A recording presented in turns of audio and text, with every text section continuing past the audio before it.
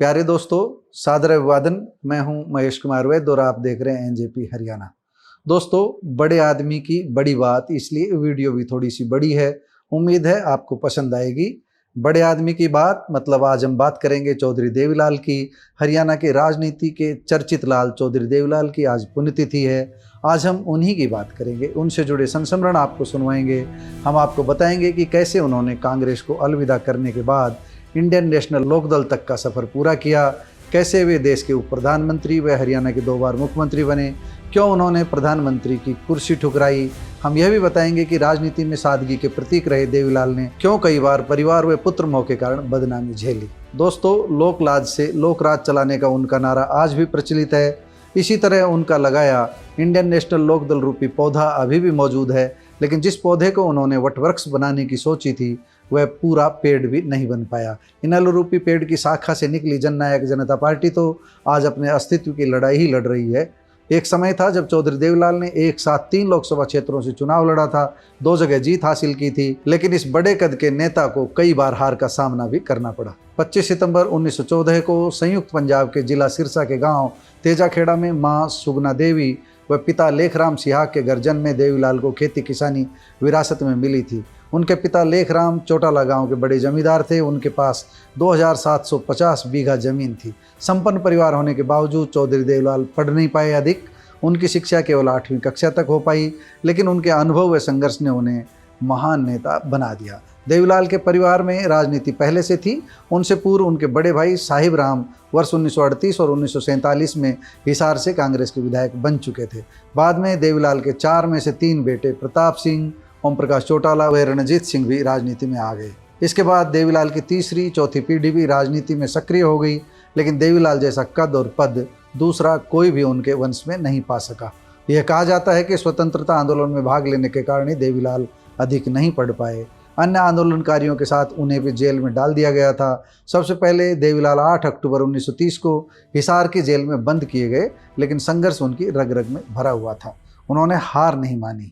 वर्ष 1932 के आंदोलन में भाग लेने के कारण भी उन्हें दिल्ली के सदर थाने में रहना पड़ा। उनके जेल से जुड़े कई किस्से प्रचलित हैं। वर्ष 1938 में चौधरी देवीलाल को पहली बार अखिल भारतीय कांग्रेस कमेटी का प्रतिनिधि चुना गया, यानी कि उनकी राजनीति की शुरुआत कांग्रेस से हुई थी।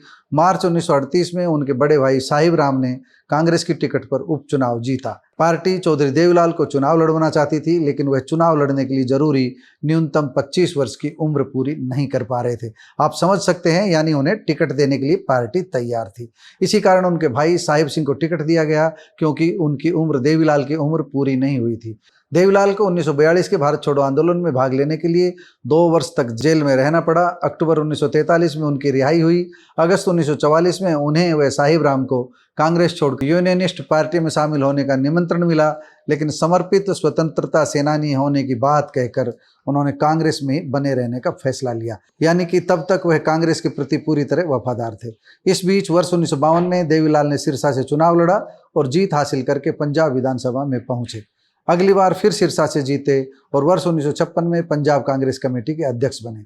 इस बीच जब 1 नवंबर 1966 को हरियाणा अलग राज्य बना, तब देवीलाल हरियाणा के राजनीतिक हितों के लिए सक्रिय हो गए।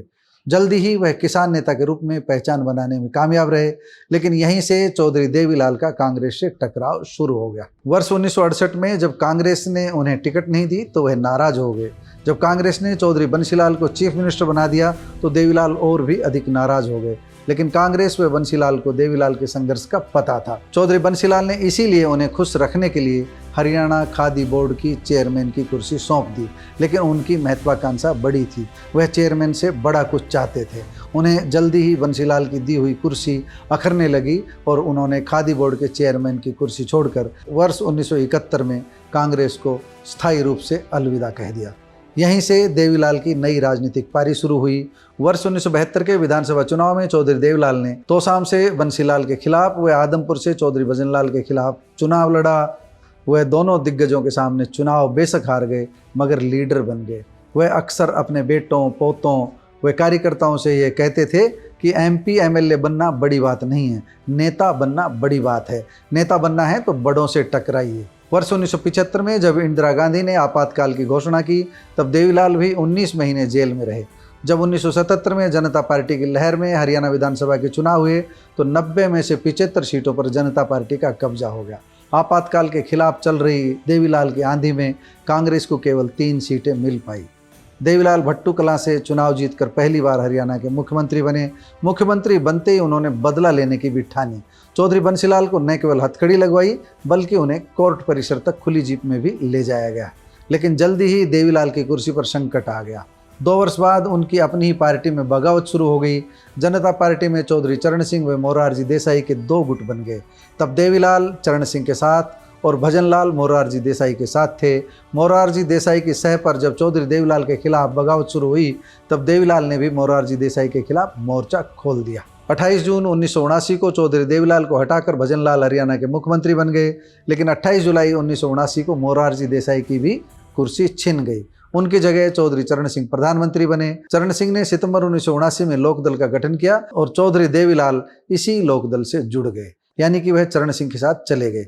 जब 1982 में हरियाणा विधानसभा के चुनाव हुए तब लोकदल और नई पार्टी के रूप में सामने आई भारतीय जनता पार्टी ने मिलकर चुनाव लड़ा। लोकदल भाजपा गठबंधन 90 में से 37 सीटें जीती। कांग्रेस को 36 सीटों पर जीत मिली। दोनों ही बहुमत के आंकड़े यानी 46 के आंकड़े से दूर थे। 16 निर्दलीय विधायक निर्णायक भूमिका में आ गए। चाबी उन्हीं के हाथ में थी। तब तक केंद्र में इंदिरा गांधी की सरकार बन चुकी थी। अटल बिहारी वाजपेयी चाहते थे कि सबसे बड़े गठबंधन के आधार पर लोकदल की सरकार हरियाणा में बने। राज्यपाल GD तपासे ने पहले चौधरी देवीलाल को बहुमत साबित करने के लिए बुला भी लिया था, क्योंकि चौधरी देवीलाल ने उन्हें 8 निर्दलियों का समर्थन पत्र सौंप दिया था। लेकिन राज्यपाल विधायकों के परेड चाह रहे थे, जबकि देवीलाल हॉर्स ट्रेडिंग से बचने के लिए हॉर्स ट्रेडिंग के डर से अपने समर्थकों के साथ हिमाचल प्रदेश में जा चुके थे। वह कुछ निर्णय लेते उससे पहले ही एक नाटकीय घटनाक्रम दिल्ली में हुआ। राज्यपाल ने हरियाणा भवन में अगले ही दिन दिल्ली में कांग्रेस विधायक दल के नेता भजनलाल को मुख्यमंत्री पद की शपथ दिला दी। राज्यपाल के आचरण से नाराज देवीलाल ने अगले दिन राजभवन पहुंचकर राज्यपाल तपासे की ठुड्डी पकड़ ली। कुछ लोग तो यहां तक कहते हैं कि देवीलाल ने राज्यपाल को थप्पड़ ही जड़ दिया था। हुआ कुछ भी हो, लेकिन इस थप्पड़ कांड की गूंज लंबे समय तक राजनीति में गूंजती रही। यह सच है कि राज्यपाल दिल्ली के टूल बने हुए थे। वर्ष 1982 का चुनाव देवीलाल ने महम से जीता था। इस घटना के बाद देवीलाल और संघर्ष एक दूसरे के पर्यायवाची बन गए। पूर्व केंद्रीय मंत्री हुक्मदेव नारायण यादव से आज हमारी बात हुई। उनका कहना है कि उसी दौर में उन्होंने 5 वर्ष तक चौधरी देवीलाल के साथ हरियाणा के गांव-गांव का दौरा किया। विशेष रूप से दक्षिण हरियाणा का दौरा रहता था। देसी खाना, देसी पहनना और आम किसान के बीच चौपाल पर बैठकर संवाद करना देवीलाल की पहचान थी। हुक्का गुड़गुड़ाते किसानों के बीच पहुंचना, उनके बीच पहुंचकर अपनी बात करना, उनके बीच पहुंचकर उनकी सुनना उन्हें अच्छा लगता था। हुक्मदेव कहते हैं कि उसी दौर में 23 मई 1986 को जींद में हुई एक बड़ी रैली में देवीलाल ने हरियाणा संघर्ष समिति के बैनर तले पूरे हरियाणा में न्याय युद्ध छेड़ दिया।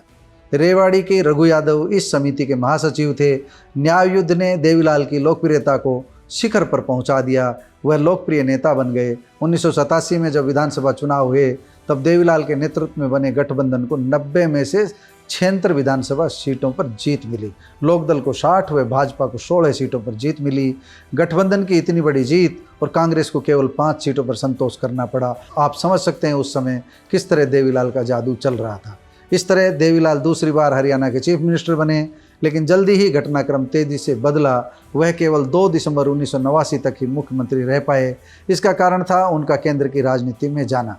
देवीलाल ने 1989 के लोकसभा चुनाव में राजस्थान की सीकर, हरियाणा की रोहतक व पंजाब की फिरोजपुर लोकसभा सीटों से एक साथ पर्चा भर दिया। फिरोजपुर में उनकी हार हुई, लेकिन रोहतक व सीकर दोनों जगह से जीत दर्ज की। चौधरी देवीलाल ने रोहतक से इस्तीफा दिया। हालांकि यह देवीलाल की राजनीतिक भूल साबित हुई, क्योंकि इससे रोहतक के लोग उनसे नाराज हो गए।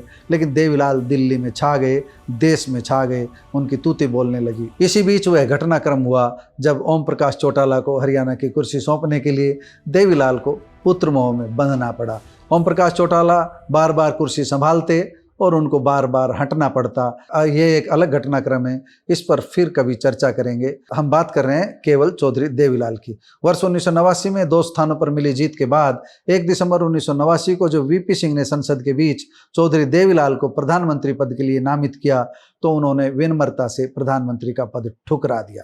देवीलाल ने अपने सिर पर आया प्रधानमंत्री का ताज वीपी सिंह के सिर पर रख दिया, क्योंकि चुनाव उन्हीं के नाम पर लड़ा गया था। हालांकि चंद्रशेखर और उनके कुछ खास साथी इससे नाराज थे, वह नहीं चाहते थे कि वीपी सिंह प्रधानमंत्री बने, लेकिन देवीलाल का तर्क था कि वीपी सिंह के लिए जुबान दी हुई थी, कुर्सी से बड़ी जुबान की कीमत होती है। इस तरह हरियाणा की राजनीति से चौधरी देवीलाल का केंद्र में जाना हुआ और हरियाणा की राजनीति से उनकी दूरी बन गई। दोस्तों, उप प्रधानमंत्री पद तक पहुंचने वाले चौधरी देवीलाल को राजनीतिक सफर के अंतिम पड़ाव में कई झटके झेलने पड़े। वर्ष 1991 में जहां घिराई विधानसभा से राजनीति के नए खिलाड़ी छतरपाल के हाथों हार मिली, वहीं लोकसभा चुनाव में उन्हें भूपेंद्र सिंह हुड्डा के हाथों 3 बार हार झेलनी पड़ी। लेकिन इसके बावजूद चौधरी देवीलाल के नाम शानदार रिकॉर्ड दर्ज है। वर्ष 1996 में चौधरी देवीलाल ने चौधरी चरण सिंह के लोकदल से अलग हटकर इंडियन नेशनल लोकदल का गठन किया। चुनाव पूर्व जरूरी औपचारिकताएं पूरी न होने पाने के कारण तब देवीलाल की पार्टी ने 1996 का चुनाव समता पार्टी के बैनर तले लड़ा था। हालांकि उन्हें तब कामयाबी नहीं मिली, लेकिन अगस्त 1998 में वह राज्यसभा में जाने में कामयाब हो गए। 6 अप्रैल 2001 को 85 वर्ष की उम्र में चौधरी देवीलाल का निधन हो गया। जिस समय उनका निधन हुआ, इनेलो तब पूर्ण बहुमत के साथ सत्ता में थी। उनके बेटे ओम प्रकाश चौटाला तब विवादों की छाया से निकलकर हरियाणा के मुख्यमंत्री बन चुके थे, अपने दम पर मुख्यमंत्री बन चुके थे। वर्ष 2000 के चुनाव में इनेलो ने 47 सीटें जीती थी। ओम प्रकाश चौटाला का अपना करिश्मा था। दोस्तों, देवीलाल के बारे में कई किस्से प्रचलित हैं। दिल्ली में जब उनकी हनक थी, तब ताऊ के रूप में देवीलाल की पहचान बन चुकी थी। यह ताऊ ही थे जिन्होंने लुटियंस जोन तक, दिल्ली के बड़े होटलों तक, 5 सितारा होटलों तक, क्लबों तक आम ग्रामीणों की पहुंच सुनिश्चित करवाई थी।